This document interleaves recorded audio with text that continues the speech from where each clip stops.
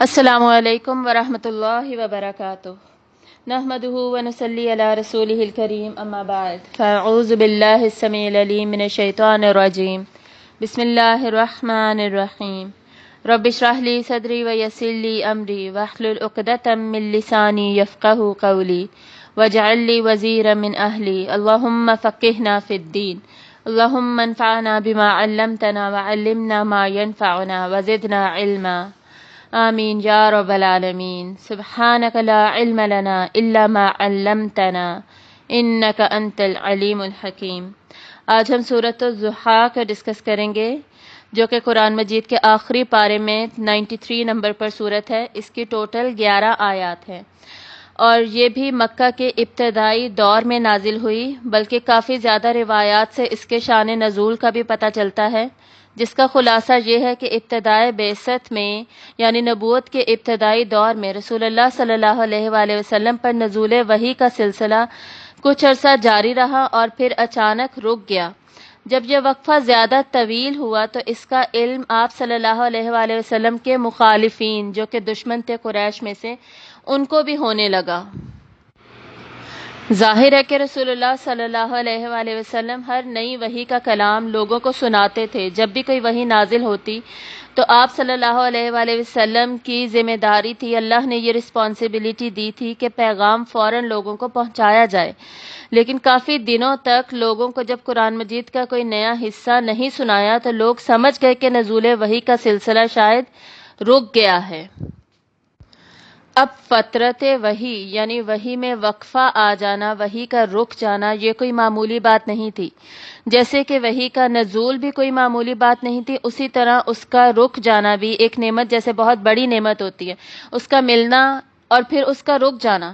دونوں ہی انسان پر بہت شاق گزرتی ہیں۔ تو رسول اللہ صلی اللہ علیہ وآلہ وسلم کو بھی طبیعت میں پھر علالت محسوس ہوئی، ایک اضطراب اور بے چینی کی کیفیت آپ صلی اللہ علیہ وآلہ وسلم کو محسوس ہونے لگی۔ اب وحی کا نازل ہونے کا جو سرور ہے یا لذت ہے یا اس کا جو اثر ہوتا ہوگا، فائدہ ہوتا ہوگا، دل میں ایک یقینی کیفیت اور خوشی کا احساس جو ہوتا ہوگا، وہ تو صرف رسول اللہ صلی اللہ علیہ وآلہ وسلم ہی جانتے ہیں۔ تو اس کا نہ ہونا بھی کتنا شاق گزرتا ہوگا آپ صلی اللہ علیہ وسلم کے دل پر، یہ بھی آپ ہی جان سکتے ہیں، اور ہم اس کیفیت کو اتنے اچھے طریقے سے سمجھ ہی نہیں سکتے۔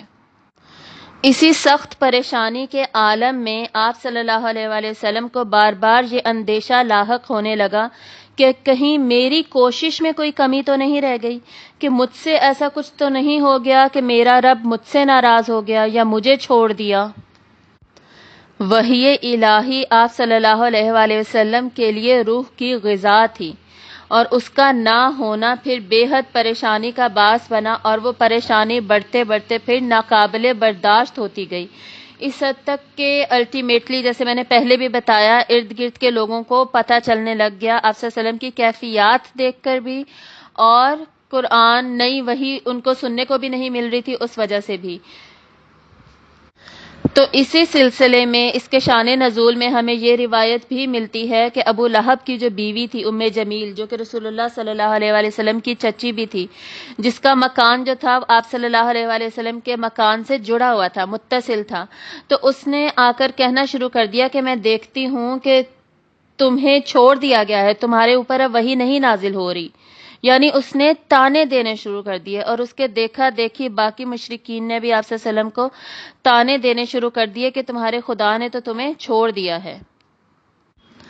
تو اسی خصوصی پس منظر میں اس سورت کا نزول ہوا، اس لیے اس سورت کا موضوع یعنی ٹاپک ہوگا رسول اللہ صلی اللہ علیہ وآلہ وسلم کی دلجوئی، یعنی اس سورت سے آپ صلی اللہ علیہ وسلم کی دلجوئی مقصود تھی، اور اس کے علاوہ آپ صلی اللہ علیہ وآلہ وسلم پر اللہ تعالیٰ کے خصوصی فضل کا بیان، جو کہ یہاں سے سٹارٹ ہوگا، پھر آگے سورۃ الانشراح میں بھی پڑھیں گے، اور اس کے بعد سورۃ الکوثر میں اس کی ہائٹ کو ہم دیکھیں گے۔ یعنی ایک فضل جہاں سے سٹارٹ ہوا نا کہ دنیا میں جو مقصد بعثت تھا آپ صلی اللہ علیہ وسلم کا وہ پورا ہوا، فتوحات کے ذریعے صحابہ کی تعداد بڑھتی گئی اور بہت ساری خوشخبریاں آپ صلی اللہ علیہ وسلم کو دی گئیں مختلف فتوحات کی، اور مختلف طریقوں سے آپ کی قوت بڑھائی گئی، آپ صلی اللہ علیہ وسلم کو مزید عزت و شوکت، قدر و منزلت سب کچھ بڑھا دیا جانا، اس میں سب شامل ہوگا۔ اور اس کے بعد الٹیمیٹلی آخرت کے دن مقام محمود، وہ مقام رفیع کا ملنا، الکوثر کا ملنا، وہ سب اس میں شامل ہوگا اللہ تعالیٰ کے فضل میں، جس کی خوشخبری اس صورت میں دی گئی۔ تو یہ ہوگا اس کا خصوصی مضمون، لیکن ہم انشاءاللہ اس کو صرف اس کے خصوصی مضمون کی نظر سے نہیں پڑھیں گے، بلکہ اس کے عمومی مضمون کو بھی دیکھیں گے۔ عمومی موضوع جو ہوگا اس کا عام موضوع، وہ بھی ہم انشاءاللہ اسٹڈی کریں گے، کیونکہ اللہ تعالیٰ نے سورہ قلم میں فرمایا، اینڈ میں ہم نے پڑھا تھا، وَمَا هُوَ إِلَّا ذِكْرٌ لِّلْعَالَمِينَ، اور یہ ذکر ہے تمام جہانوں کے لیے۔ اور اسی پارے میں سورۃ التکویر میں بھی ہم پڑھ چکے ہیں، ان ہوا الا ذکر للعالمین، نہیں ہے یہ ذکر مگر تمام جہانوں کے لیے، یعنی تا قیامت تک ہر انسان، آنے والے انسان کے لیے نصیحت اور خوشخبری اور حوصلہ اور پریشانیوں سے لڑنے کے لیے طاقت، قوت، سب کچھ ہر انسان کے لیے اسی قرآن میں ہی ہے، اور ہم نے اس قرآن میں ہی ڈھونڈنا ہے۔ تو اس کا عمومی موضوع یہ ہوگا کہ اگر ہم حال میں یعنی پریزنٹ میں خوش رہنا چاہتے ہیں تو ہمیں ماضی میں اللہ تعالیٰ کے احسانات کو یاد رکھنا ہوگا، اور مستقبل میں اللہ تعالیٰ سے ہمیشہ اچھی امید رکھنی ہوگی۔ اب ہم یہ دیکھیں گے کہ اس صورت میں پریزنٹ، پاسٹ اور فیوچر یعنی ماضی، حال، مستقبل تینوں کی بات ہوگی، تینوں پر ڈسکشن ہوگی۔ اور ڈسکشن یہ ہوگی کہ جو شخص بھی پریزنٹ میں کچھ چیلنجز فیس کر رہا ہے، مشکلات کو فیس کر رہا ہے، ڈپریشن میں ہے، اینزائٹی میں ہے، ٹینشن میں ہے، سوسائڈل تھاٹس اسے آ رہی ہیں، یا کوئی حادثہ پیش آ جاتا ہے، کہنے کا مقصد یہ کہ چھوٹی سے چھوٹی مشکل سے لے کے بڑی سے بڑی مشکل کچھ بھی ہے کسی بھی انسان کو پریزنٹ میں، تو اسے کرنا کیا ہوگا؟ وہ پاسٹ کو کس نظر سے دیکھے گا اور وہ پریزنٹ کے بارے میں کیا سوچ رکھے گا؟ تو یہ انشاءاللہ ہم اس صورت میں دیکھیں گے۔ تفسیر مظہری میں قاضی ثناء اللہ رحمہ اللہ فرماتے ہیں کہ اس صورت میں تمام پریشانیوں کا علاج ہے، یعنی اس سے ہمیں یہ پتہ چلا کہ نا امیدی اور مایوسی جو ہے وہ ہمارے لیے نہیں ہے، اللہ نے ہمارے لیے اسے پسند نہیں کیا، بلکہ ہمارے لیے پسند کیا کہ ہمارے اوپر جو پریشانیاں آئیں، آزمائشیں آئیں، فتنے آئیں، چیلنجز ہوں، ان کو ہم فیس کریں، ان کا مقابلہ کریں، ان کے آگے ہار مان کر نہ بیٹھ جائیں، ساری اپنی ہمت ختم ہی نہ کر دیں، بلکہ وہ کریں جس کا بیان اس صورت میں ہے۔ یہ وہ صورت ہے جو ہمیں ہمت اور حوصلہ دیتی ہے۔ اب اس سے آپ کو آئیڈیا ہو گیا ہوگا، میرے کہنے کی بھی ضرورت نہیں ہے کہ یہ صورت کتنی خوبصورت ہے، اور اس کو پڑھ کر ہمیں کتنا سکون اور کتنی تسلی ملنے والی ہے۔ قرآن مجید کے ایسے عجائبات ہیں، اس میں ایسے راز چھپے ہوئے ہیں، اتنی خوبصورتی اور خیر ہے، برکات ہیں۔ جیسے ہم نے کہا تھا کہ قرآن مجید مبارک صورت ہے، جو مبارک اللہ تعالیٰ کی وحی ہے، جو کہ ہمیں سورہ محمد کی آیت سے پتہ چلتا ہے نا کہ یہ مبارک بابرکت کتاب ہے۔ تو اس صورت پہ پہنچ کر بھی ہمیں محسوس ہوتا ہے کہ ایسی خیر تو ہم نے پہلے پائی ہی نہیں، جو اس صورت کی خوبصورتی ہے وہ ہم نے پہلے کبھی دیکھی ہی نہیں۔ تو انشاءاللہ اب اس کو ڈیٹیل میں اسٹڈی کریں گے تو آپ کو آئیڈیا ہوگا۔ اس کو انشاءاللہ ہم 4 سیکشنز میں اسٹڈی کریں گے۔ آیت نمبر 1 سے 3 تک قسم اور جواب قسم دیکھیں گے، اور اس میں رسول اللہ صلی اللہ علیہ وآلہ وسلم کو تسلی دی جا رہی ہے۔ اس کے بعد آیت نمبر 4 اور 5 صرف 2 آیات، ان میں فیوچر کا وعدہ دیکھیں گے، مستقبل کا وعدہ، مستقبل کی امید، اور 6 سے 8 نمبر آیات میں ماضی کے احسانات کا تذکرہ دیکھیں گے، اور 9 سے 11 نمبر آیات میں دیکھیں گے کہ اب اس ان چیلنجز کو فیس کرنے کے لیے پریزنٹ میں، حال میں مشکلات کو کیسے سامنا ان کا کرنا ہے، کیا کریں، کیا قدم اٹھانے چاہیے، لائحہ عمل کیا ہونا چاہیے، ایکشن پلان کیا ہونا چاہیے۔ چلیں آغاز کرتے ہیں فرسٹ سیکشن سے، جس میں 3 آیات ہوں گی، اور اس میں ہم دیکھیں گے کہ وحی کے نزول کا جو سلسلہ بند ہوا اس میں کیا مصلحت کار فرما تھی۔ پہلی آیت دیکھیے، والضحیٰ، قسم ہے صبح روشن کی، واللیل اذا سجا، قسم ہے رات کی جبکہ وہ سکون کے ساتھ چھا جائے۔ پہلے ہم نے لیل کے ساتھ یغشا کا ورڈ پڑھا، پچھلی صورت میں بھی پڑھا تھا، سورۃ الشمس میں بھی پڑھا تھا۔ یغشا کیسا چھانا ہوتا ہے؟ سمپلی دن کے اوپر یا سورج کے اوپر رات کا چھا جانا، اس کا کور کر لینا۔ لیکن سجا میں چھا جانے کے ساتھ ساتھ سکون کا معنی بھی آئے گا، یعنی رات جب آ جاتی ہے تو اس سے صرف تاریکی نہیں چھا جاتی بلکہ اس میں ایک سکون بھی ہوتا ہے، ایک سکوت بھی ہوتا ہے، جو کہ انسان کے سارے دن کی حرکتوں کو، حرکت مطلب اس میں جو موومنٹ تھی اس کی وجہ سے جو اس کو تھکان ہوئی، پھر اس نے جو چیلنجز پریشانیاں فیس کی، اس سب کو ایک پاز دیتا ہے، ایک وقفہ دیتا ہے، اور اس کو سکون، نیند آنے کی وجہ سے سکون کی کیفیت میں جانے کا موقع مل جاتا ہے۔ دن اور رات کا جو اختلاف ہے یا جو متضاد خصوصیات ہیں، اس کو قرآن مجید میں مختلف باتوں پر یا مختلف طرح کی جواب قسم پر دلالت کیا گیا ہے، مختلف آیات پر بطور شہادت پیش کیا گیا ہے۔ تو یہاں پر کس بات پر پیش کیا جا رہا ہے؟ تیسری آیت دیکھیے، ما ودعک ربک وما قلی، آپ صلی اللہ علیہ وسلم کے رب نے آپ کو رخصت نہیں کیا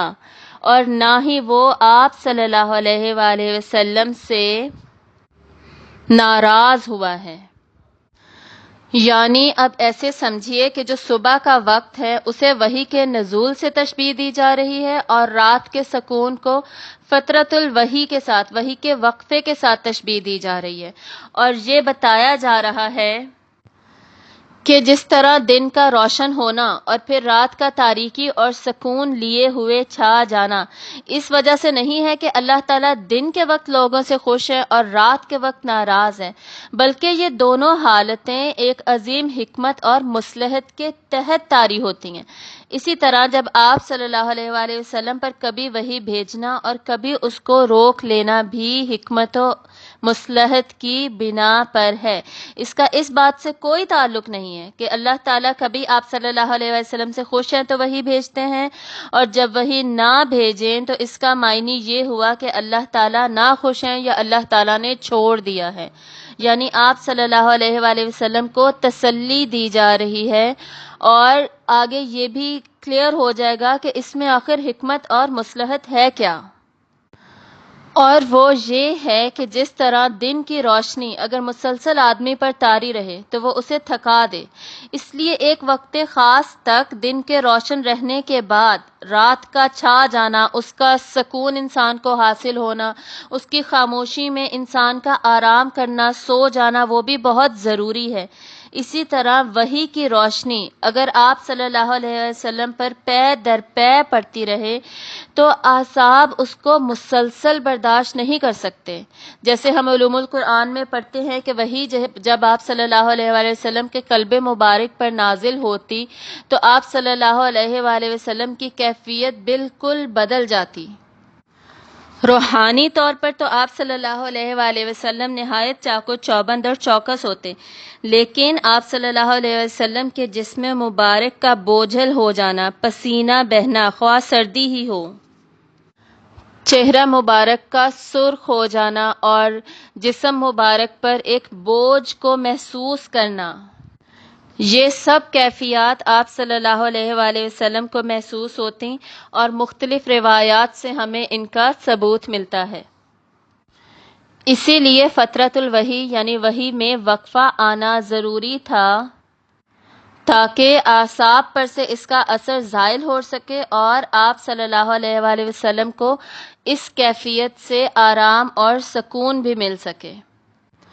ایک تو یہ مطلب لیا ہے مفسرین نے۔ دوسرا یہ مطلب بھی لیا گیا ہے کہ جیسے رات کے طاری رہنے کے بعد صبح روشن آتی ہے، دن کا اجالا پھیل جاتا ہے، یعنی وقفے وقفے سے دن کا اجالا پھیلتا ہے، ایک دم سے نہیں پھیل جاتا، اسی طرح نبوت کا نور بھی جو ہے وہ تھوڑے وقفے کے بعد اوپر اٹھتا جائے گا اور پھیلتا چلا جائے گا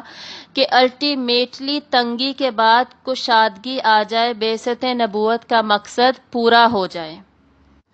یعنی ہمیں سمجھ کے آئی everything has a role to play, جیسے دن کا ایک رول ہے، رات کا اپنا ایک کام ہے، ایک مقصد ہے، ایک رول ہے، اسی طرح وحی کے نزول کا ایک مقصد ہے اور فترۃ الوحی یعنی وحی میں وقفے کا بھی ایک مقصد ہے۔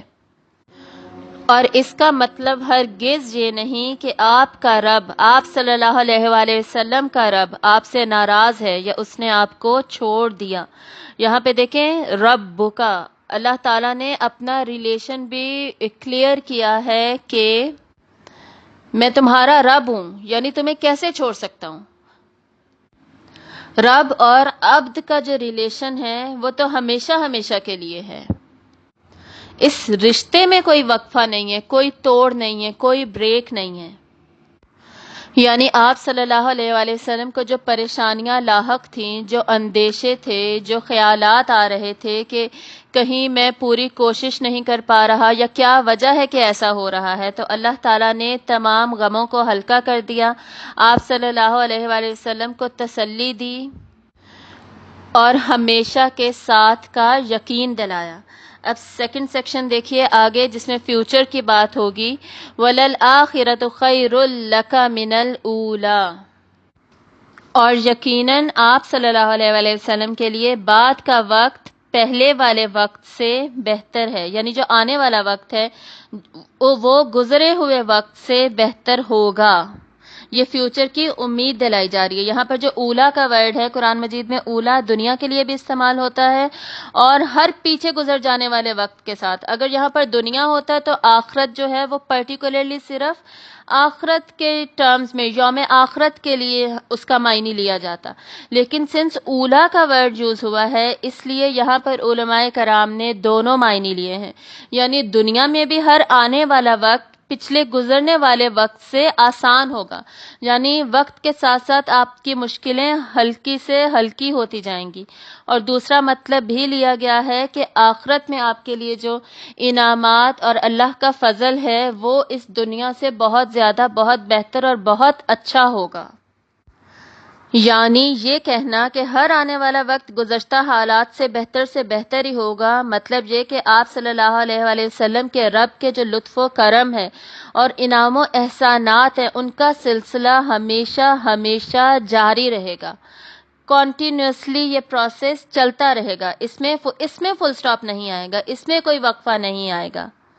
اور اس ایک جملے میں کفار کے جتنے بھی وہ لوگ تانے دے رہے تھے، الزام لگا رہے تھے اور ظلم و ستم کر رہے تھے، مشکلات کریٹ کرنے کی کوشش کر رہے تھے، اسلام کے میسج کو روکنے کی کوشش کر رہے تھے، بلکہ اسلام کا سد باب کرنے کی کوشش کر رہے تھے، مختلف آپ صلی اللہ علیہ وسلم کو لالچ دے رہے تھے کہ کسی طرح آپ اس پیغام کو چھوڑ دیں، تو اس ایک پرٹیکولر آیت میں اسلام کے روشن مستقبل کے بارے میں نوید بھی دی جا رہی ہے۔ اس زمانے میں، اس وقت میں جب آپ صلی اللہ علیہ وآلہ وسلم کے ساتھ 5 صحابہ ہوں گے یا 10 صحابہ ہوں گے، 10 سے کم ہی ہوں گے، یہ اس زمانے کی بات ہے، اور خوشخبری اس وقت کی دی جا رہی ہے جبکہ صحابہ کی تعداد بڑھ کر لاکھوں میں، لاکھ تک جا چکی ہوگی، ہزاروں کے اینڈ میں جا چکی ہوگی، اور پورے حجاز میں توحید کا جھنڈا گڑ چکا ہوگا۔ یعنی فتوحات، آپ صلی اللہ علیہ وسلم کی قوت، عزت، شان و شوکت، قدر و منزلت، نفوذ، اثر، سب کچھ پھیلتا جائے گا، اور آخرت میں جو آپ صلی اللہ علیہ وآلہ وسلم کو مقام محمود دیا جائے گا وہ ان دنیا کے تمام مراتب سے بہت زیادہ بڑھ کر ہوگا۔ وَلَسَوْفَ يُعْطِيكَ رَبُّكَ فَتَرْضَىٰ، اور عنقریب آپ صلی اللہ علیہ وآلہ وسلم کا رب آپ کو اتنا کچھ عطا فرمائے گا کہ آپ راضی ہو جائیں گے۔ یعنی کچھ دیر تو لگے گی یہ سب کچھ ملنے میں، لیکن وہ وقت اتنا دور نہیں ہے۔ جب آپ صلی اللہ علیہ وآلہ وسلم پر آپ کے رب کی عطا اور فضل کی وہ بارش ہوگی کہ آپ صلی اللہ علیہ وآلہ وسلم خوش ہو جائیں گے، یعنی یہ وعدہ کیا جا رہا ہے، مستقبل کی امید دلائی جا رہی ہے۔ اب اس ایک ہی آیت میں اتنا کچھ کلیئر کر دیا گیا۔ وَلَسَوْفَ کہ کب دے گا، کب ملے گا آپ صلی اللہ علیہ وسلم کو، ان قریب، بہت جلد۔ یعطی کا اس سے ہمیں پتہ چل رہا ہے کتنا ملے گا، جیسے پچھلی صورت میں بھی ہم نے اعطا پڑھا تھا۔ اعطا کیا ہوتا ہے؟ بہت زیادہ دینا، یعنی ان لمیٹڈ ملے گا، حد سے زیادہ دیا جائے گا آپ صلی اللہ علیہ وآلہ وسلم کو۔ کس کی طرف سے ملے گا؟ اگین آپ صلی اللہ علیہ وسلم کے رب کی طرف سے ملے گا۔ نتیجہ کا کیا نکلے گا؟ فترضا کہ آپ صلی اللہ علیہ وآلہ وسلم اس سے خوش ہو جائیں گے، مطمئن ہو جائیں گے، اور پھر کوئی پریشانی نہیں ہوگی۔ کیا اس آیت میں نہیں بتایا گیا کہ ملے گا کیا، وہ کیا چیز ہے جو ملے گی؟ تو اس کا کیا جواب ہے کہ وہ اتنی شاندار چیز ہے کہ ہم اس کو نہ امیجن کر سکتے ہیں، اور اگر ہم پڑھ بھی لیتے تو نہ سوچ سکتے، نہ سمجھ سکتے۔ ایسے شاندار انعامات ملیں گے جس میں خیر ہی خیر ہوگی۔ یہ ایسے ہی ہے جیسے ہم روزے سے متعلق حدیث پڑھتے ہیں نا، آپ صلی اللہ علیہ وآلہ وسلم نے فرمایا کہ اللہ تعالیٰ فرماتے ہیں کہ روزہ میرے لیے ہے اور میں ہی اس کا اجر دوں گا۔ اجر کیا ہے ہمیں نہیں پتہ، لیکن اللہ تعالیٰ ہی اس کا اجر دیں گے، اور جس اجر کو چھپا کے رکھا گیا وہ اس کی شان، اس کی شوکت، اس کی قدر و منزلت کی وجہ سے چھپا کے رکھا گیا، تو وہی یہاں پر پرفیکٹلی اپلائی ہوگا۔ صرف اتنا ہی نہیں، جیسے پچھلی آیت میں ہم نے پڑھا تھا کہ دنیا میں بھی خیر کی بات ہو رہی ہے، فضل کی بات ہو رہی ہے، اور آخرت میں بھی۔ تو دنیا میں جو آپ صلی اللہ علیہ وآلہ وسلم پر فضل و کرم ہوا، یا یہ وعدہ جو آپ صلی اللہ علیہ وسلم سے فیوچر کا کیا گیا، مستقبل کا، وہ کیسے پورا ہوا؟ جن جن لوگوں نے سیرت النبی صلی اللہ علیہ وآلہ وسلم پڑھی ہے انہیں بخوبی اندازہ ہوگا اس چیز کا کہ آپ صلی اللہ علیہ وآلہ وسلم کی زندگی میں ہی سارا حجاز یعنی عرب جو تھا، وہ جنوب کے ساحلوں سے لے کر شمال میں موجود سلطنت روم کے بارڈر تک، اور سلطنت فارس کا جو پرشین امپائر جو تھی اس کے عراقی سرحدوں تک، اور مشرق میں جو خلیج فارس تھا وہاں سے لے کر مغرب میں بحر احمر تک، یعنی ان سارے بارڈرز تک آپ صلی اللہ علیہ وآلہ وسلم نے توحید کا پیغام پہنچا دیا۔ اور جیسے ہم سب جانتے ہیں کہ 10ویں ہجری میں 9th and 10th ہجری میں آپ صلی اللہ علیہ وآلہ وسلم نے پھر انٹرنیشنل لیول پہ کام سٹارٹ کر دیا تھا۔ جو یہ جو تھے پرشین امپائرز اور رومن امپائرز کے جو کنگز تھے، ان کو خطوط لکھنے شروع کر دیے تھے، اور خط لکھ کر ان کو توحید کا پیغام، اسلام کا پیغام پہنچانا شروع کر دیا تھا۔ کتنی بڑی کامیابی تھی یہ کہ پہلی دفعہ عرب کی تاریخ میں یہ پوری کی پوری سرزمین ایک قانون اور ایک ضابطے کی تابع ہو گئی، ایک انقلاب عظیم برپا ہو گیا، صرف اور صرف کتنے سال میں؟ 23 سال میں۔ پوری ہیومن ہسٹری میں نا اس کی مثال نہیں ملتی، اس کی نظیر نہیں ملتی کہ ایک جاہلیت میں ڈوبی ہوئی قوم 23 سال کے عرصے میں مکمل طور پہ بدل گئی۔ ہم خود اپنے سامنے دیکھتے ہیں، بچپن سے ہم لوگ دیکھتے آ رہے ہیں فلسطین پہ ظلم و ستم چل رہا ہے، کشمیر پہ کتنے سال ہو گئے ہیں ظلم و ستم چل رہا ہے، کتنے اور دنیا میں اور اتنی اگزامپلز ہیں، اتنی کنٹریز کی اگزامپلز ہیں جن میں ابھی تک انقلاب برپا نہیں ہو سکا، چینج نہیں آ سکی، ان کو آزادی نہیں مل سکی۔ آخر کیا وجہ، آخر کیوں نہیں ہو پاتا؟ اور جیسے آپ فار ایگزامپل صرف بات کر رہی ہوں، جیسے کشمیر کا آپ سائز دیکھ لیں، عرب کے مقابلے میں کتنا چھوٹا ہے۔ اس زمانے کے عرب کی بات کر رہی ہوں، حجاز کی بات کر رہی ہوں، اس زمانے کی جو کہ کتنا زیادہ پھیلا ہوا تھا، اور اس پورے میں 23 سال میں انقلاب آ گیا۔ اور صرف اتنا ہی نہیں، آپ صلی اللہ علیہ وسلم کے بعد آپ صلی اللہ علیہ وسلم کی ہی اس تحریک سے، ان کوششوں کے نتیجے میں اسلام کا پیغام پھیلتا چلا گیا، اور خلفائے راشدین کے زمانے میں ہم جانتے ہیں کہ کتنی دور دور تک فتوحات ہوئیں، اور دنیا کے گوشے گوشے میں اس کے اثرات پھیل گئے۔ اگر ہسٹری کسی نے پڑھی ہو نا، اسلامک ہسٹری، ہمیں پتہ چلتا ہے کہ حضرت عمر فاروق رضی اللہ تعالیٰ عنہ کے زمانے میں جو فتوحات ہوئی تھی نا،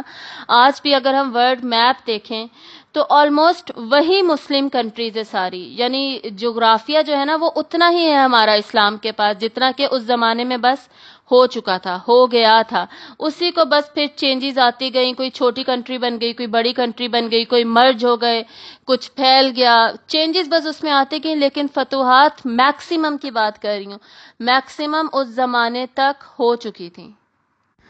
یہ سب انعامات ہیں جو اللہ تعالیٰ نے اپنے رسول صلی اللہ علیہ وآلہ وسلم کو دنیا میں دیے، وعدہ کیا۔ اس صورت میں ہم اس وعدے کے بارے میں پڑھ رہے ہیں اور بعد میں ہم نے اس وعدے کی خود امپلیمنٹیشن دیکھی، کتابوں میں ہم نے پڑھی۔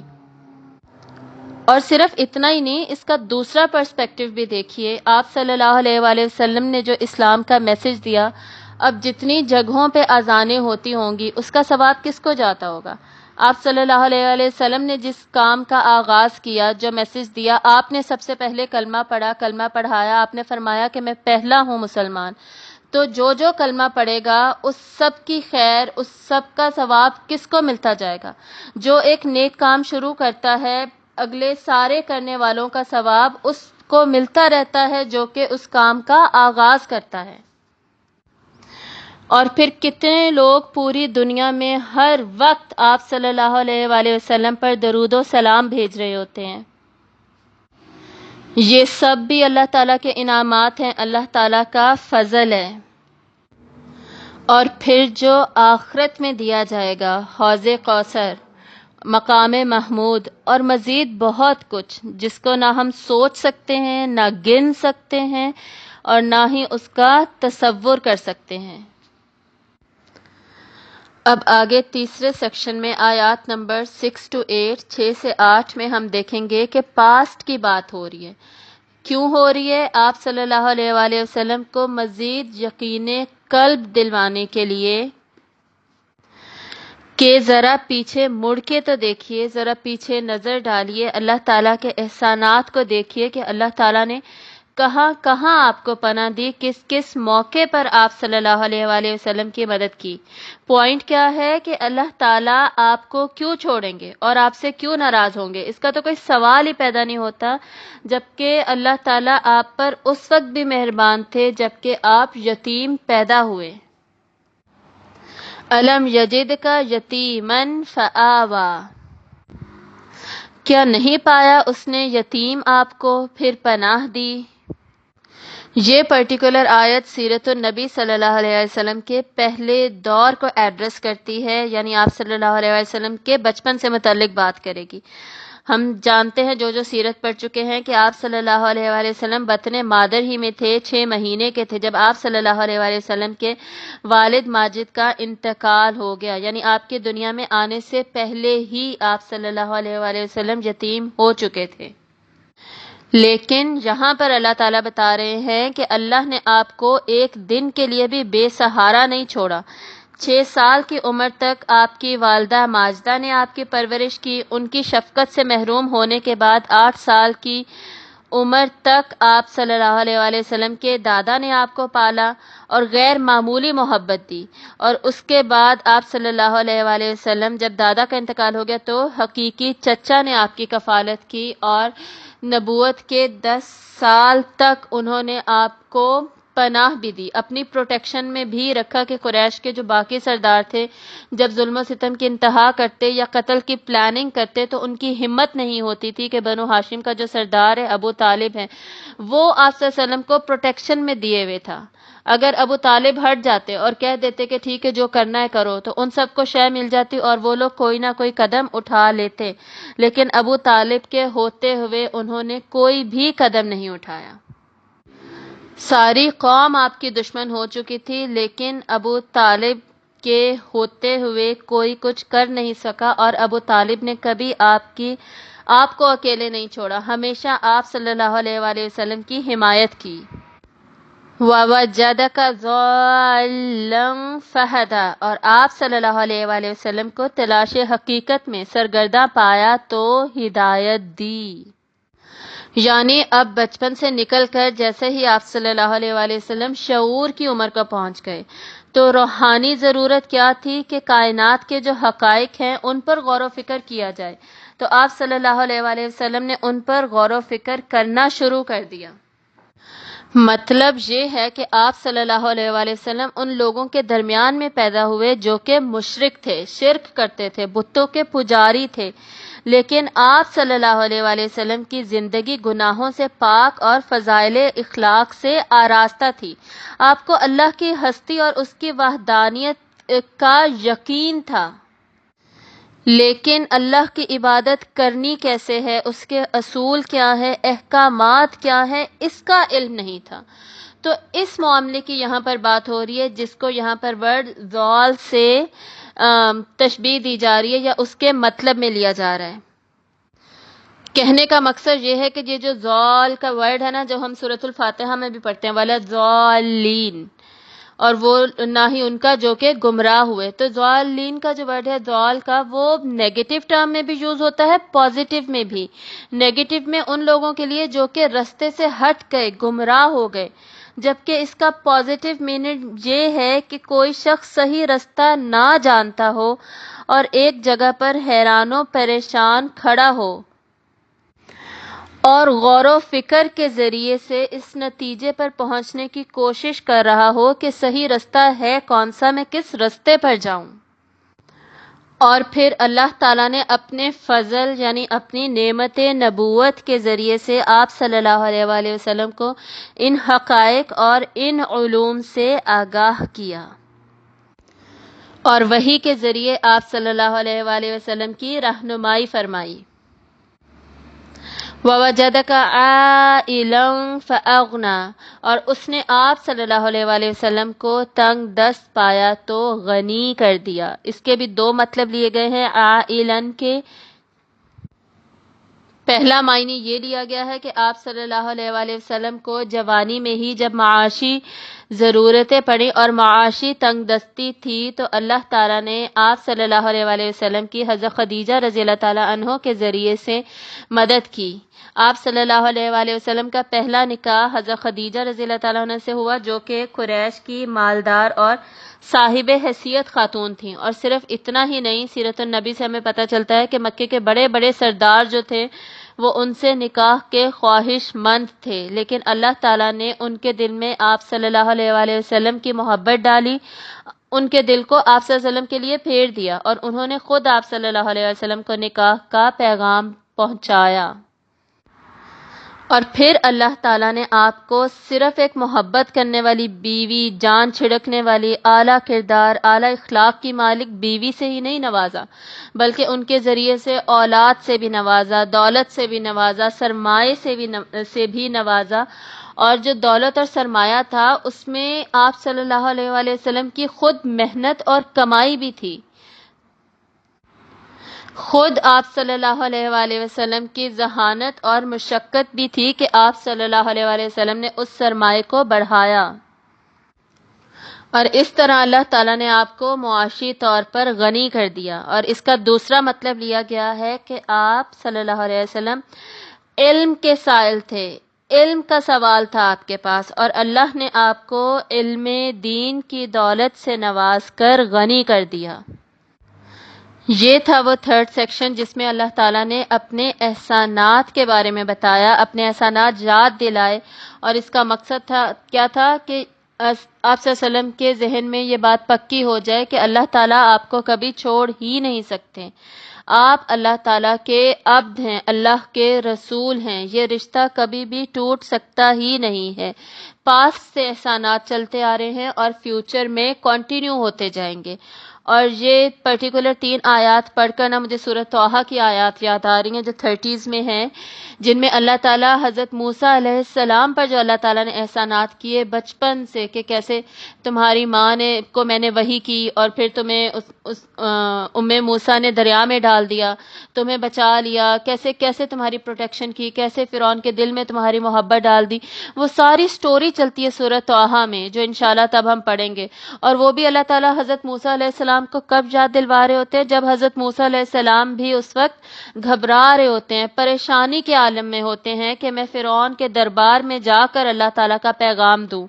تو میں کس طریقے سے دوں؟ تو اللہ تعالیٰ اپنے احسانات یاد دلاتے ہیں کہ اللہ تمہاری مدد کرے گا، اللہ کا ساتھ ہمیشہ تمہارے ساتھ رہے گا۔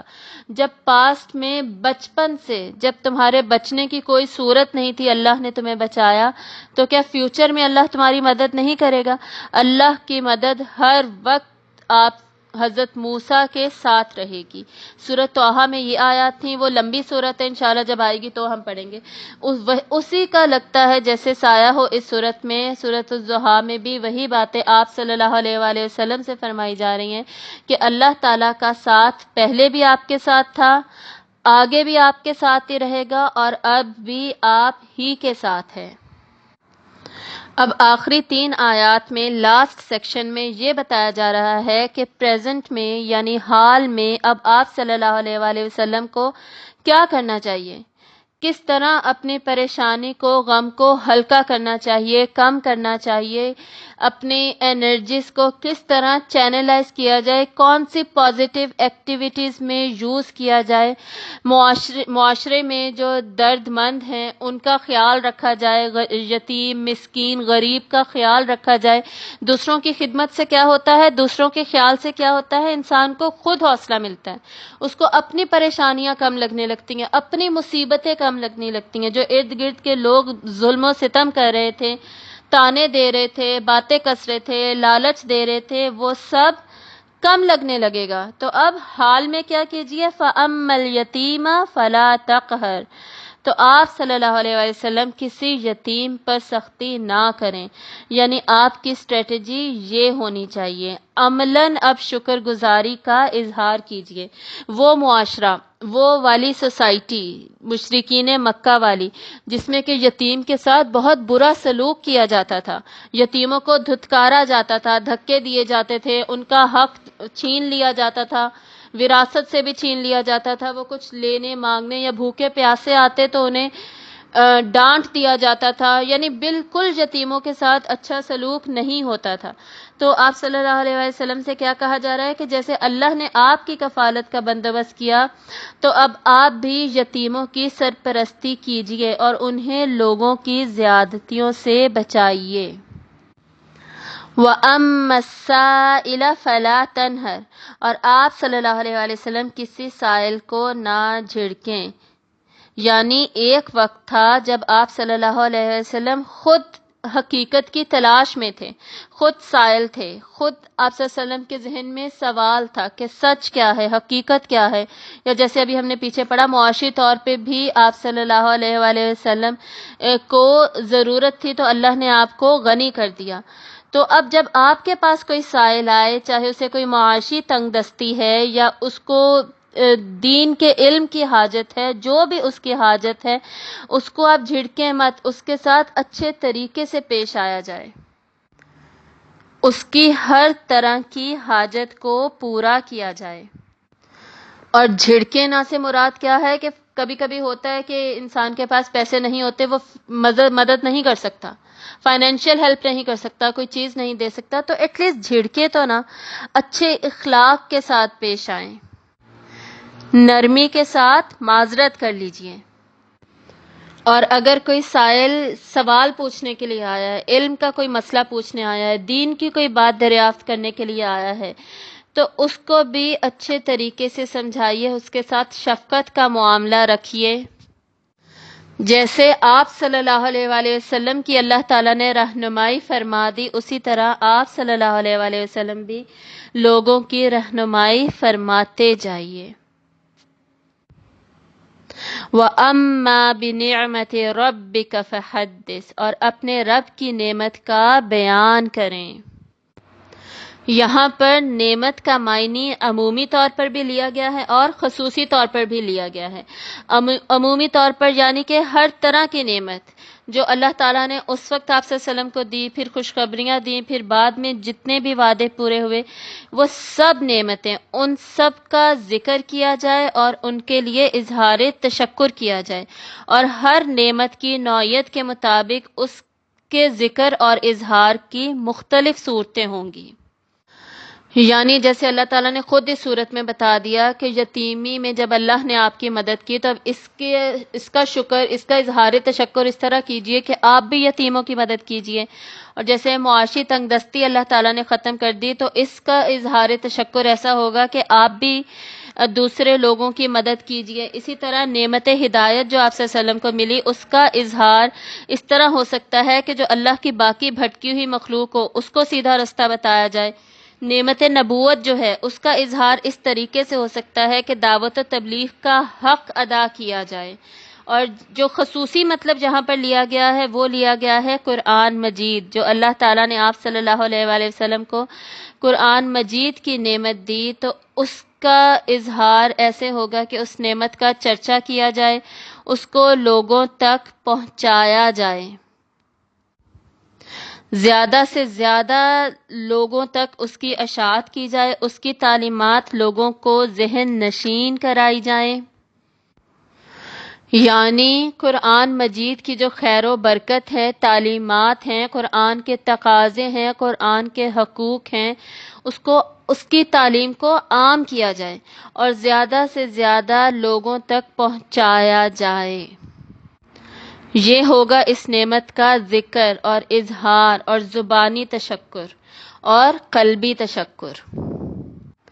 یعنی اس آخری آیت میں اللہ تعالیٰ نے اس سے پہلے اپنے انعامات اور احسانات کے بیان کرنے کے بعد ایک بڑی جامع ہدایت دے دی اس آیت میں۔ یعنی فی الوقت، حال میں، پریزنٹ میں جو وحی آپ پر نازل ہو رہی ہے، جو قرآن کی تعلیمات، جو آیات آپ صلی اللہ علیہ وآلہ وسلم پر نازل ہو رہی ہیں، اس کا فیض باقی تمام لوگوں کو دیتے جائیے، سب تک وحی کو پہنچاتے جائیے، ہر جگہ پہ اس کا چرچا کر دیجئے اور ہر مجلس میں اس کے ذکر کو معمور کر دیجئے۔ یہ تھا اس صورت کا خصوصی معنی۔ اب جیسے پہلے میں نے بات کی تھی کہ اب ہم اس صورت کے عمومی معنی کو بھی دیکھیں گے، کیونکہ اللہ تعالیٰ نے کیا فرمایا قرآن مجید میں، کئی جگہ پر فرمایا وَمَا هُوَ إِلَّا ذِكْرٌ لِّلْعَالَمِينَ، اور نہیں ہے یہ ذکر مطلب مگر تمام جہان والوں کے لیے۔ یعنی یہ ذکر، اس میں نصیحت ہے، اس میں یاد دہانی ہے، اس میں حوصلہ ہے، اس میں تسلی ہے، ہر ذی روح کے لیے، ہر انسان کے لیے جو تا قیامت آنے والا ہے۔ تو ہمارے لیے بھی اس صورت میں یہی پیغام ہے، اور آغاز سے ہی ہمارے لیے کیا پیغام ہے کہ جب ہم پر مشکلات آتی ہیں، ہم کوئی چیلنجز فیل کرتے ہیں، تو ہمیں محسوس ہونے لگتا ہے کہ اللہ کو ہماری فکر نہیں ہے، ہم اللہ سے تعلق کی مضبوطی کو محسوس نہیں کر رہے ہوتے، بلکہ وہ ڈسکنیکشن محسوس کر رہے ہوتے ہیں۔ آپ نے اکثر دیکھا ہوگا، اکثر لوگ جن کی زندگی میں پریشانیاں آتی ہیں وہ عجیب عجیب سی باتیں کرنے لگ جاتے ہیں کہ پتہ نہیں اللہ کو میری فکر نہیں ہے، پتہ نہیں اللہ تعالیٰ میرے ساتھ ایسے کیوں کہہ رہے ہیں، پتہ نہیں یہ ایسے ہی کیوں ہے، یہ ویسے ہی کیوں ہے، یہ میرے ساتھ ہی کیوں ہے۔ اس طرح کی بہت ساری باتیں لوگ سوچنے لگتے ہیں، کرنے لگتے ہیں۔ اب یہ جو پرسپیکٹیو ہے یہ میں آج کل کے زمانے کے اعتبار سے ایکسپلین کر رہی ہوں۔ آج کل کے زمانے میں جو ہماری یوتھ ہے، اسپیشلی جو ہمارے زمانے میں جوان لوگ ہیں، ان لوگوں کی سوچ کیا ہے، ان لوگوں کے ذہن میں یا ان کی شخصیت میں دین سے دوری کیوں پیدا ہوتی جا رہی ہے؟ وہ لوگ اپنے آپ کو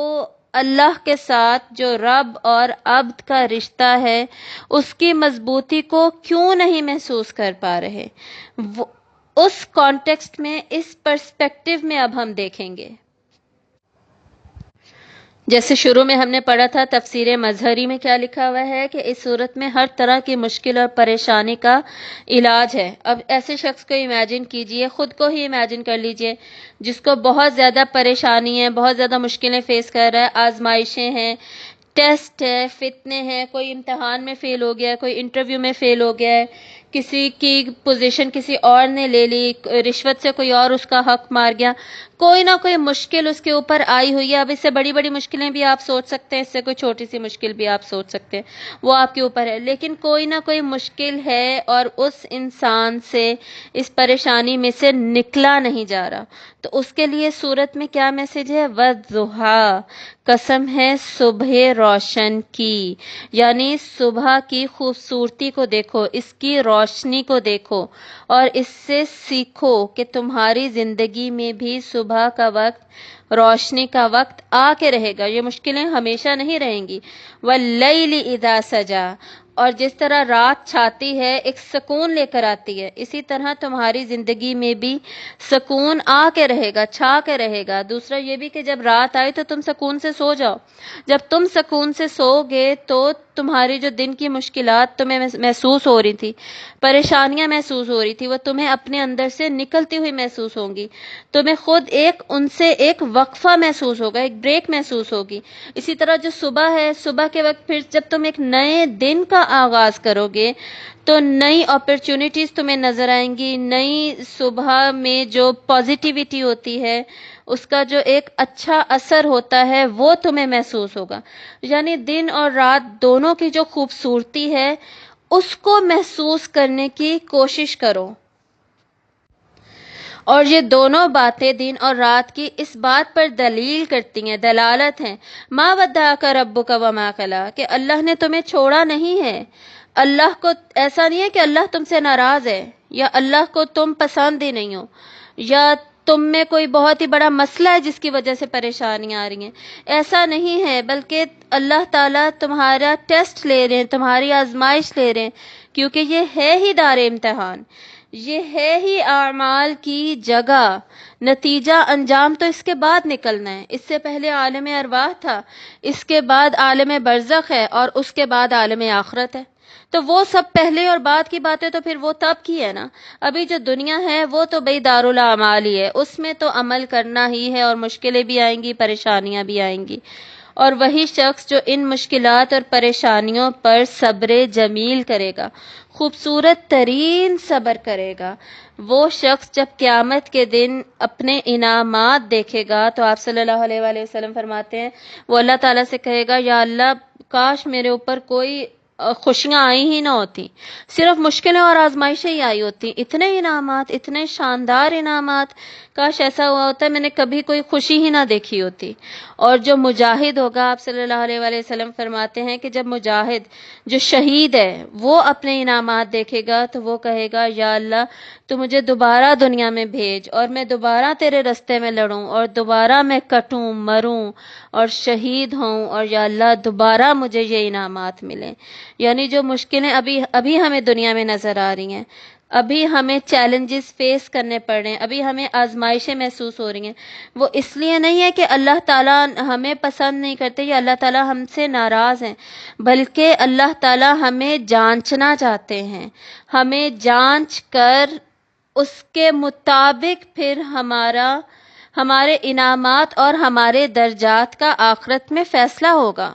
یہ سب ہمارے بینیفٹ میں ہے, اور اسی کا آگے جواب دیا جا رہا ہے نا, وَلَلْآخِرَةُ خَيْرٌ لَكَ مِنَ الْأُولَىٰ, فیوچر کی بات جہاں سے سٹارٹ ہو گئی کہ تمہارے لیے آگے آنے والا وقت پچھلے والے وقت سے بہتر ہوگا. یعنی مزید تسلی دی جا رہی ہے نا, جو پریشان انسان ہے اس کو تسلی دی جا رہی ہے کہ تم پریشان مت ہو, تم آگے کا سوچو, آگے کا وقت یقیناً بہتر ہوگا, اس سے بہتر ہی ہوگا, یہ وعدہ کیا جا رہا ہے. اب ضروری نہیں ہے کہ وہ جو بہتری ہے وہ اس انسان کے مطابق بھی بہتری ہو, وہ اللہ کے مطابق بہتر ہوگا. انسان کو اس میں سے بہتری نکالنی, ڈھونڈنی ہی پڑے گی. انسان کو اللہ کی رضا میں رضامند ہونا پڑے گا. جب وہ اللہ کی رضا میں راضی ہو جائے گا نا, تو اس کو خود محسوس ہو جائے گا کہ جی ہاں, اب یہ جو وقت ہے میرے اوپر, یہ اب بہتر ہے, یہ اب آسان ہے. جیسے پچھلی صورت میں بھی ہم نے پڑھا تھا نا, فَسَنُيَسِّرُهُ لِلْيُسْرَىٰ, تو وہ پا لے گا, وہ پہنچ جائے گا آسانی تک, آسانی مل جائے گی. یعنی کہ جو سیڑھیاں چڑھنا ہے, نیکی کی طرف جانا ہے, آگے کی طرف جانا ہے, وہ پھر آسان ہو جائے گا. یہ ہمیں اس سے بھی پتہ چلتا ہے کہ جب ہم صبر کرتے ہیں تو صبر کرنے کے بعد بھی انسان کو پھر آسانیاں محسوس ہونے لگتی ہیں، لیکن وہ صبر جس کی کہ آپ صلی اللہ علیہ وآلہ وسلم نے تلقین کی، جس کا اللہ نے حکم دیا، وہ ہمارے والا صبر نہیں کہ ہم سارا چیخ چلا کے الزامات لگا کے اور سارے ڈرامے کر کے پھر ہم کہتے کہ جی ہم نے صبر کر لیا۔ اس صبر کی ہم بات نہیں کر رہے، اپنے صبر جمیل کی ہم بات کر رہے ہیں، ٹھیک ہے؟ تو اللہ تعالیٰ نے آگے کا وعدہ کیا، اور دوسرا مطلب کیا تھا کہ آخرت میں جو تمہیں نتیجہ ملے گا ان ساری مشکلوں، آزمائشوں، پریشانیوں کے نتیجے میں، آپ صلی اللہ علیہ وسلم نے کیا بتایا ہمیں کہ مومن کو ایک کانٹا بھی چبھے اس کا بھی اسے اجر ملے گا، اس کا بھی اسے ثواب ملے گا۔ تو پھر آخرت میں جو اتنا زیادہ اجر اور انعامات ملیں گے وہ اس دنیا سے بہت زیادہ، بہت بہتر ہوں گے۔ تو فیوچر کی امید دلائی جا رہی ہے۔ تو جو بھی کوئی انسان پریشان حال ہوگا، مشکلوں میں گھرا ہوگا، یہ طریقہ ہے اس کے ساتھ ڈیل کرنے کا، اسے تسلی دی جائے گی، پھر اسے مستقبل کی امید دلائی جائے گی۔ آگے وَلَسَوْفَ يُعْطِيكَ رَبُّكَ فَتَرْضَىٰ، اللہ یقیناً بہت جلد تمہارا رب ہے، وہ تمہیں اتنا دے گا کہ تم خوش ہو جاؤ گے، تم پریشان نہیں رہو گے پھر۔ یعنی پھر سے مستقبل کی امید دلائی جا رہی ہے کہ ہوپلیس مت ہو جاؤ، ڈپریشن میں مت چلے جاؤ، انزائٹی کو اپنے اوپر چڑھنے مت دو، سوسائڈل تھاٹس مت آنے دو۔ آج کل جو خودکشی کا ریٹ اتنا زیادہ ہوتا جا رہا ہے، اتنا زیادہ بڑھتا جا رہا ہے، بار بار اللہ تعالیٰ یہاں پہ کیا بتا رہے ہیں؟ رب کا تمہارا رب ہوں، تمہارا رب ہوں۔ تم کیسے اس رشتے کو بھول گئے؟ بھائی تمہیں اکیلا تھوڑی چھوڑ دیا ہے، جو رب ہے آپ کا وہ آپ کو اکیلے کیسے چھوڑ سکتا ہے؟ وہ رشتہ تو ہمیشہ، تعلق جو ہے ہمیشہ قائم رہے گا۔ اب یہ تو ہماری غلطی ہے نا کہ ہم اس تعلق کو مضبوط کرنے کے بجائے ہلکا کرتے جاتے ہیں، اس کو کمزور کرتے جاتے ہیں۔ اس کو سمجھنا بڑا آسان ہے، آپ اپنے والدین کی اگزامپل سے اس کو سمجھ لیں۔ کیا والدین کبھی بچوں کا چھوڑتے ہیں؟ کبھی بچوں کے سر سے ہاتھ ہٹاتے ہیں اپنا؟ کبھی ان کا ساتھ چھوڑتے ہیں؟ بچے البتہ ضرور کوشش کرتے ہیں دور بھاگنے کی، دور ہونے کی،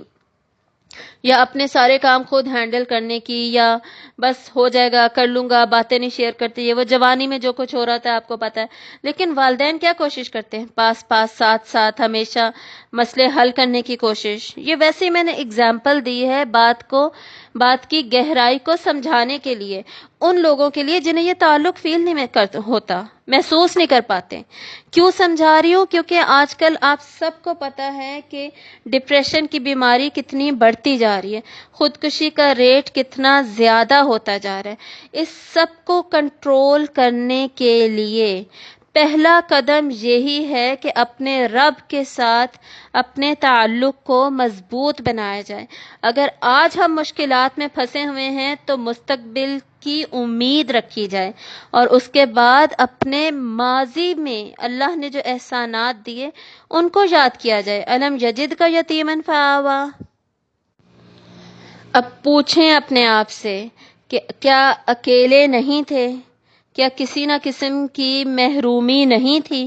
کہ اللہ تعالیٰ نے آپ کو سہارا دیا، آپ کا خیال رکھا، آپ کو پناہ دی؟ وَوَجَدَكَ ضَالًّا فَہَدَىٰ۔ کیا آپ گمے ہوئے نہیں تھے؟ آپ کو رستہ ہی نہیں نظر آ رہا تھا؟ اپنی مشکلیں، پریشانیاں اتنی زیادہ آنکھوں کے آگے چھائی ہوئی تھی کہ پتہ ہی نہیں چل رہا تھا کیا کروں کیا نہ کروں، تو کیا اللہ نے رستہ نہیں دکھایا؟ وَوَجَدَكَ عَائِلًا فَأَغْنَىٰ۔ کیا مشکلات میں گھرے نہیں ہوئے تھے کہ اللہ نے پھر غنی کر دیا؟ کیا پاسٹ میں ایسا کبھی نہیں ہوا؟ ماضی میں کبھی اللہ نے مدد نہیں کی؟ وہ جب اللہ نے آپ کو مشکلات سے نکالا، مدد کی، چیلنجز فیس کرنے میں آپ کے لیے آسانی کریٹ کر دی، اس سب وقتوں کو یاد کریں۔ اور اگر اپنا نہیں یاد کر پا رہے نا، تو آپ صلی اللہ علیہ وسلم نے کیا فرمایا کہ جب خود پہ کوئی مشکل آئی نا تو دوسروں کو دیکھو، دوسرے کی مشکلوں کو دیکھو، تو خود وہ آسان لگنے لگ جائیں گی۔ اور ایک شخص ایک مرتبہ آپ صلی اللہ علیہ وآلہ وسلم کے پاس آئے، اور ان صحابی نے آپ صلی اللہ علیہ وسلم سے فرمایا کہ مجھے اپنے دل میں بہت سختی محسوس ہوتی ہے، یعنی لا تعلق ہی محسوس ہوتی ہے، کوئی نرمی، اللہ سے تعلق، خشیت، یہ سب محسوس نہیں ہوتا، میں کیا کروں؟ تو آپ صلی اللہ علیہ وآلہ وسلم نے فرمایا تم یتیم کے پاس جاؤ، یتیموں کے پاس جا کے ان کے سر پر ہاتھ پھیرو، ان کے ساتھ وقت سپینڈ کرو۔ اس میں ہمارے لیے بھی میسج ہے، ہم اپنے سے نیچے والے لوگوں کو دیکھیں گے، اپنے سے محروم طبقے کو دیکھیں گے تو ہمیں اپنی مشکلیں خود کم نظر آئیں گی۔ اور یہ جو ڈپریشن وغیرہ کی بیماریاں ہیں نا، مینٹل النس ہے، یہ عموماً ان لوگوں کو ہوتی ہے جو فائنینشلی سٹیبل ہوتے ہیں، سٹیبل یا اس سے بھی اوپر لگزوریس لائف گزار رہے ہوتے ہیں، ایلیٹ لائف سٹائل گزار رہے ہوتے ہیں۔ جو نارمل طبقہ ہے یا مڈل کلاس ہے یا اس سے بھی نیچے لوور کلاس ہے، غریب ہے، مزدور طبقہ ہے، وہ سب تو دن بھر کی مشقتوں سے اتنے زیادہ تھکے ہارے ہوتے ہیں کہ انہیں تو رات کو کچھ سوچنے کی فرصت ہی نہیں ملتی، وہ تو لیٹتے ہی بس سو جاتے ہیں۔ اور جو امیر طبقہ ہے، نیند کی گولیاں تو انہیں کھانی پڑتی ہیں، رات کو نیندیں تو ان کی حرام ہوئی ہوتی ہیں۔ تو سیکھ ہم کیا رہے ہیں کہ یہ سہولتیں، یہ آسائشیں، یہ پیسہ جمع کر لینا، پیسہ کما لینا، سکون اس میں ہے ہی نہیں۔ ڈپریشن کا علاج یا مشکلوں کا علاج اس میں نہیں ہے، مشکلوں کا علاج کس میں ہے؟ وہ یہ صورت ہمیں بتا رہی ہے، اللہ کے ساتھ تعلق کی مضبوطی میں، اللہ نے جو مستقبل کی امید دلائی ہے اس میں، اللہ نے جو پاسٹ میں، ماضی میں احسانات کیے اس میں۔ تو جب تک ہمارا نظریہ نہیں بدلے گا، پرسپیکٹیو نہیں بدلے گا، تو ہمارے معاشرے میں یہ جو بڑھتی ہوئی برائیاں ہیں نا، خصوصاً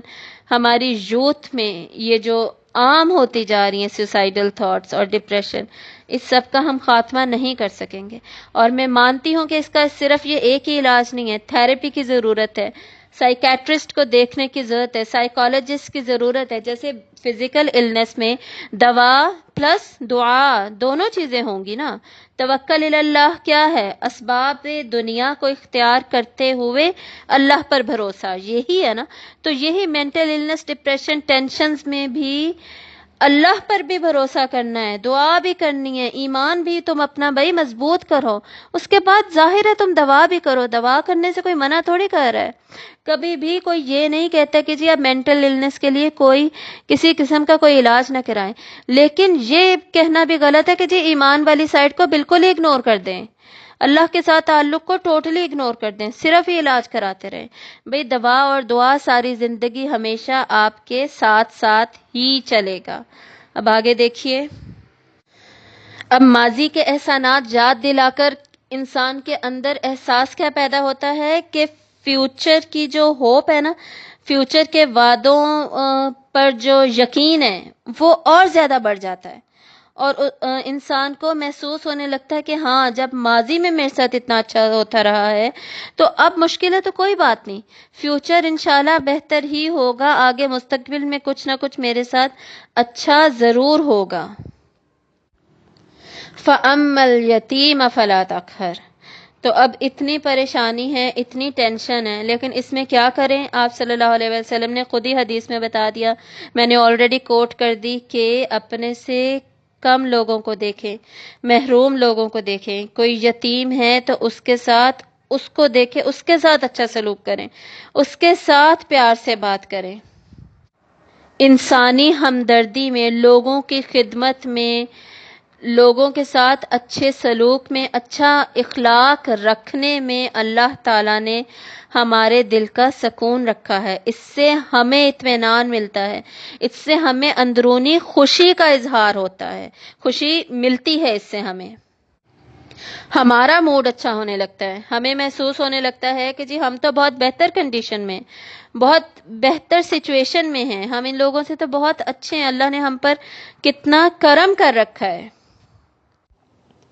وَأَمَّا السَّائِلَ فَلَا تَنْهَرْ۔ اور ان سوالیوں کے بارے میں سوچو، بھکاریوں کے بارے میں سوچو، مانگنے والوں کے بارے میں سوچو، معاشی تنگ دست کے بارے میں سوچو، اور ان کو مت جھڑکو، بلکہ ان کو کھانا دو، کپڑا دو، مکان دو، جو جتنا کر سکتے ہو ان کی بیسک نیسیسٹیز کو، بنیادی ضرورتوں کو پورا کرو۔ یعنی اب کسی انسان پر مشکل ہے تو وہ ان دو طرح کے لوگوں کے بارے میں سوچے، ان دو طرح کے لوگوں کو ڈھونڈے اور ان کے پاس جا کر ان کا خیال کرے، ان کی ضرورتیں پوری کرے، اور پھر دیکھے کہ کیا اسے فرق پڑتا ہے کہ نہیں، اس کی دماغی حالت، اس کی اندرونی حالت، اس کے دل کی حالت، کیفیت، اس سب میں امپروومنٹ آتی ہے یا نہیں آتی۔ وَأَمَّا بِنِعْمَةِ رَبِّكَ فَحَدِّثْ۔ اور یہ آخری ہدایت دی گئی، انسان مزید کیا کرے؟ اللہ تعالیٰ کی نعمتوں کا ذکر کرے، یعنی اللہ تعالیٰ کے ساتھ اپنے تعلق کو مزید مضبوط کرنے کے لیے اللہ تعالیٰ کی نعمتوں کے لیے اظہار تشکر کرے۔ اور کیسے اظہار تشکر کرے گا؟ زبان سے الحمدللہ کہے، اپنے عمل سے اظہار تشکر کرے کہ اللہ نے مجھے اتنا کچھ دے رکھا ہے، مجھے فزیکلی ایک مکمل انسان بنایا، آنکھیں، ناک، کان، ہاتھ، سب کچھ دے رکھا ہے، ہر طرح کا رزق دیا ہے، مجھے پیسہ دیا ہے، میں رات کو مجھے سونے کے لیے بستر دیا ہے، ٹھنڈی ہوائیں دی ہیں، کیا کچھ مجھے نہیں دیا؟ سردی آتی ہے تو ہیٹر دیا ہے، گرمی آتی ہے تو اے سی دیا ہے، کچن میں اتنا کچھ کھانے پینے کو، کیا کچھ اللہ نے نہیں دیا؟ اولاد دی، ماں باپ دیے، سارا کچھ اللہ نے، رشتے بھی دیے، سب کچھ اللہ نے دیا۔ تو یہ پھر کیسے پروو ہوتا ہے کہ جی اللہ تعالیٰ کو آپ سے محبت نہیں ہے، اللہ نے آپ کو چھوڑ دیا ہے، اللہ کو آپ کا خیال ہی نہیں ہے؟ تو اپنی زندگی کے پورے نظریے کو ہی بدل دیجئے، گریٹفلنس اپنے اندر لے آئیے، شکر ادا کرنے والا بن جائیے۔ آپ صلی اللہ علیہ وآلہ وسلم نے یہ بھی فرمایا کہ جو انسانوں کا شکر ادا نہیں کرتا نا، وہ اللہ کا شکر ادا نہیں کرتا۔ ٹھیک ہے، تو اگر ہم چاہتے ہیں کہ ہمیں مشکلات محسوس نہ ہوں، ہماری زندگی میں سکون ہو، تو ہم انسانوں کا بھی شکر ادا کریں، شکوے شکایتوں کو ایک سائڈ پہ رکھیں، شکر گزاری والی زندگی گزاریں۔ جب شکر گزاری والی زندگی بنائیں گے تو جتنی ہماری نیگیٹو انرجیز ہیں وہ سب چینلائز ہو جائیں گی پازیٹیوٹی میں، پازیٹیو انرجیز میں، اور ہمیں اللہ کے ساتھ ایک مضبوط تعلق محسوس ہوگا، اور اپنی مشکلات بھی کم ہوتی ہوئی محسوس ہوں گی، بلکہ اپنی مشکلات پھر بڑی نہیں لگیں گی۔ اور جب ہم یہ کانسیپٹ سمجھ جائیں گے نا کہ مشکلات آتی کیوں ہیں، ہوتی کیوں ہیں، پھر اس کے نتیجہ ہمیں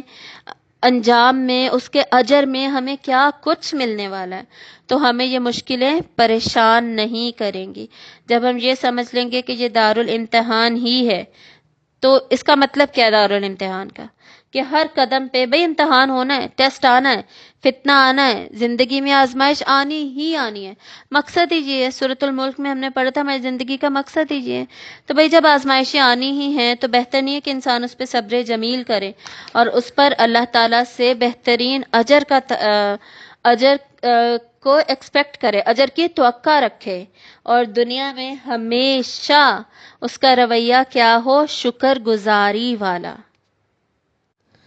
وآخر الدعوانا ان الحمد للہ رب العالمین۔ سبحانک اللہم وبحمدک اشہد ان لا الہ الا انت استغفرک واتوب الیک۔ السلام علیکم ورحمۃ اللہ وبرکاتہ۔